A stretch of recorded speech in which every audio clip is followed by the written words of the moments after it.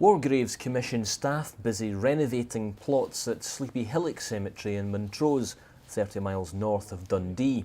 It's one of over 1,300 sites in Scotland where Commonwealth war graves are to be found. What we've done here is we've changed the turf. This is a local grown turf, comes from a turf grower in Edinburgh, and we've also planted shade tolerant herbaceous perennials at the base of the headstones, which will reduce the splashback from soil splash once the ground is covered. It's not a standard pattern planting, it's a block planting system that you see, but that's to give it every possible chance of surviving the challenging conditions that it's going to be growing in. This is one of our main town cemeteries. It's very popular with the people of Montrose. They realise the significance, obviously, of the war graves in the cemetery, and I think people of Montrose will appreciate the work that you're doing here today as well.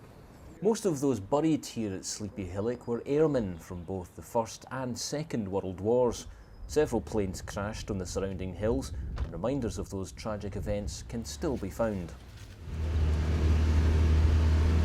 Gavin Hannam is a gamekeeper on the Lethnut estate and has kindly agreed to take me to the site of a crashed bomber which came down in October 1944.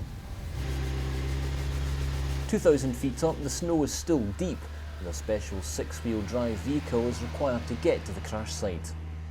This is a piece of the fuselage of the RAF Liberator which crashed here 67 years ago. It's a tragic tale, given that the men were so near their base and safety, but sadly their compass was faulty, and what the navigator thought was the North Sea below him was in fact this hill. This photograph was taken just hours before the Liberator and its crew took off. Two of those killed that night are buried within Sleepyhillock Cemetery. Sadly, accidents were all too common in Angus, which was an important area for the Air Force in both World Wars. Opened in 1913, Montrose Air Station was the UK's first operational airbase, and its history is recounted at the Station Heritage Centre. The Grand Fleet, of course, was the main British weapon during the First World War. The army was a relatively small affair compared with continental armies.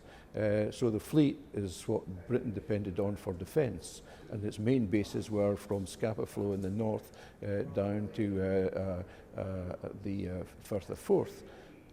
Montrose is roughly halfway between these main bases, and therefore in a good position to deter German aircraft from and surface vessels from finding the fleet's location. The dedication of the airmen and other servicemen buried at Sleepyhillock is testament to their determination to ensure that Germany and her allies would not prevail.